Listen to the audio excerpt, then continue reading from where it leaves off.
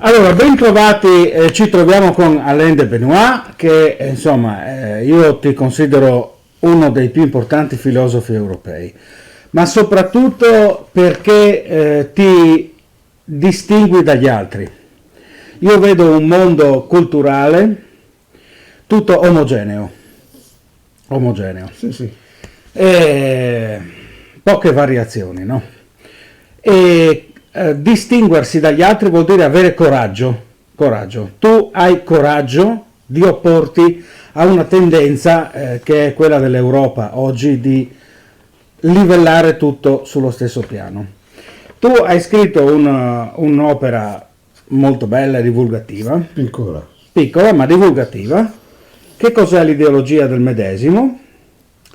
Con Passaggio al bosco editrice, che è godibilissimo e si pone questa domanda: come mai il mondo occidentale vuole rendere tutto sostituibile, tutto intercambiabile?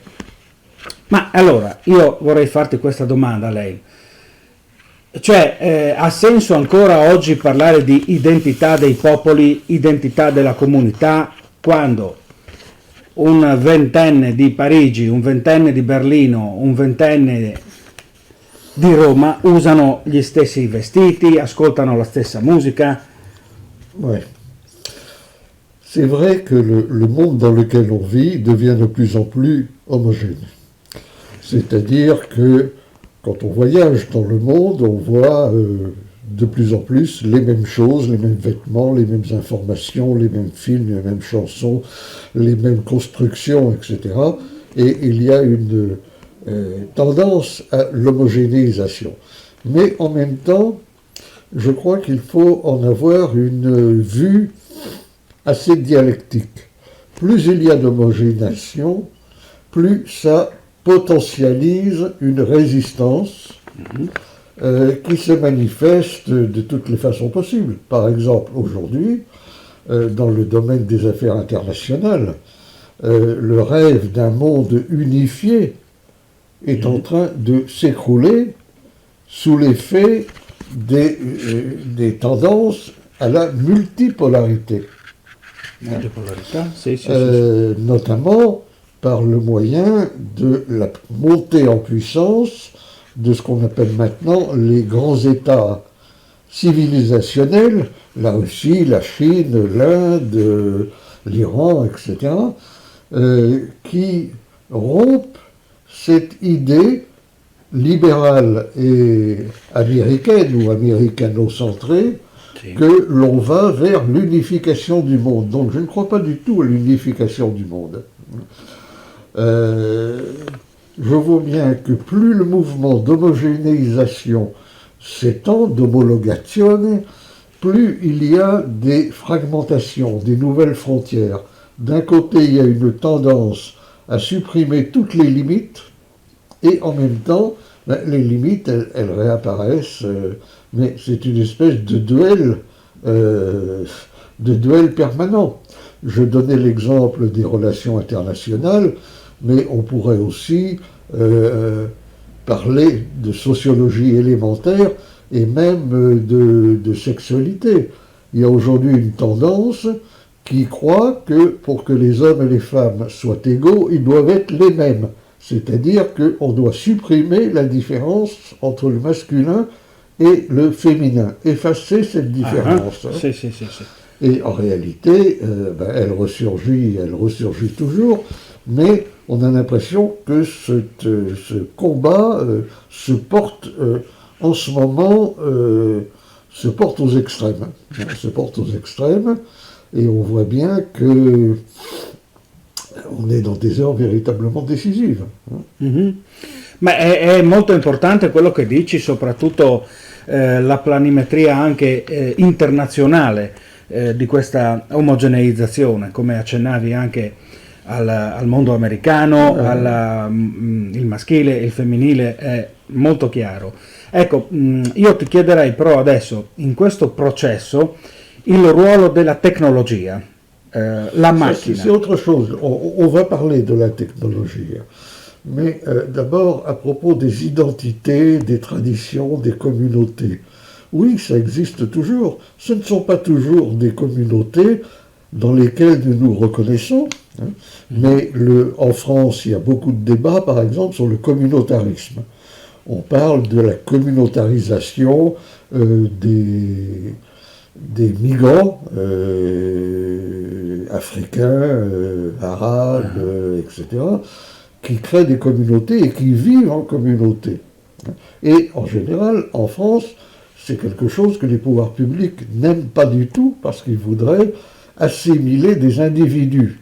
Et ils disent qu'il ne faut pas tenir compte des communautés ou des races ou des choses comme ça. Mais les intéressés, eux, en tiennent compte profondément. De même, quand on parle des traditions, tu voulais savoir si les traditions sont toujours possibles aujourd'hui. Oui, elles sont toujours possibles aujourd'hui. Simplement, on voit bien que la vie moderne a fait disparaître beaucoup de traditions. Mais il ne faut pas oublier que les traditions ont une histoire. Elles nous paraissent s'inscrire dans un passé très lointain, mais toutes les traditions ont commencé. Et si elles ont commencé, il est possible d'en faire aussi commencer d'autres. Donc il faut réfléchir à un nouveau commencement des traditions. Hein. Les traditions, c'est pas seulement le passé, le folklore, le spectacle, c'est aussi quelque chose qui fait partie de la vie réelle. Il ne faut pas confondre la flamme e la cendre. Però oggi, come dire, abbiamo sempre più strumenti informatici come internet, il web, le webcam. Io so che tu non usi tanto Skype, cioè tu ami i rapporti personali, infatti siamo qui insieme di persona. Oggi però c'è questa tendenza a sostituire i rapporti umani, a superare il corpo, e io penso che la comunità è il corpo, è l'unione e la relazione del corpo. Si, tout à fait, c'est un problème d'une ampleur considérable. Hein. On voit bien aujourd'hui, quand on regarde derrière nous, que les révolutions technologiques ont été beaucoup plus importantes que les révolutions politiques. Les révolutions politiques, souvent, on n'en parle plus, mais des révolutions technologiques comme l'électricité, l'aviation, la pilule contraceptive et aujourd'hui Internet ont changé concrètement et de façon durable la vie de centaines de millions ou de milliards d'individus. Évidemment, le rapport à la technique est très très compliqué parce que est-ce que nous faisons appel à la technique pour nous renforcer, pour diminuer certains efforts, ou est-ce que c'est la technique qui nous domine et qui nous commande? Et évidemment, aujourd'hui, on a l'impression que la technique a pris une telle importance dans la vie quotidienne que les gens deviennent le prolongement de leur terminal d'ordinateur ou de leur smartphone, de tous. Les gens sont connectés aujourd'hui. Et dans la mesure où ils sont connectés, ils sont aussi contrôlés et surveillés. Donc la société de surveillance générale, le capitalisme de surveillance, s'appuie fondamentalement sur des moyens de contrôle dont même les régimes totalitaires du passé ne les avaient pas à leur disposition.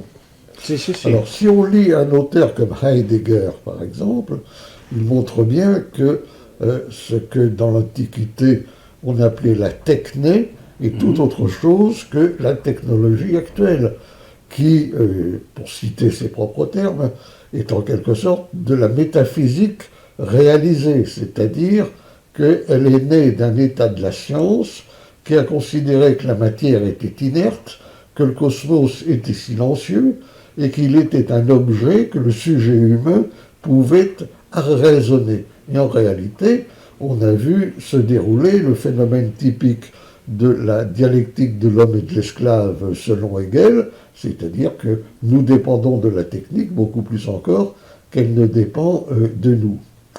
Évidemment, la grande question, c'est de savoir jusqu'où ça va aller. jusqu'où il va y avoir un remplacement de l'homme par la machine. Les perspectives qui sont ouvertes par les technologies modernes, tout particulièrement pour l'intelligence artificielle, qui n'en est qu'à ses débuts aujourd'hui, hein, évidemment, laisse supposer que ce problème-là va se poser de plus en plus. Dans les débats de tous les jours, en France, on parle du grand remplacement, hein, du grand remplacement du peuple français par les immigrés. Mais il y a un autre grand remplacement, c'est le grand remplacement de l'homme par la machine, qui, à mon avis, va encore plus loin. Et on peut évoquer évidemment des scénarios de science-fiction. Mais la grande question pour nous, parce qu'on n'arrête pas la machine, on n'arrête pas la technologie. Le frère de Ernst Jünger, Friedrich Georg Jünger, avait dit que le principe du développement technologique, c'est que tout ce qui devient possible sera fait, quelles que soient les objections morales ou autres. Si c'est possible, techniquement, ce sera fait techniquement. Alors, qu'est-ce qu'il est possible de faire? La grande question, c'est est-ce qu'il est possible à l'homme de se réapproprier la technique? Certo. Et c'est ce que disait Heidegger, on se réappropriera la technique le jour où on aura compris et assimilé ce qui fait son essence. Voilà.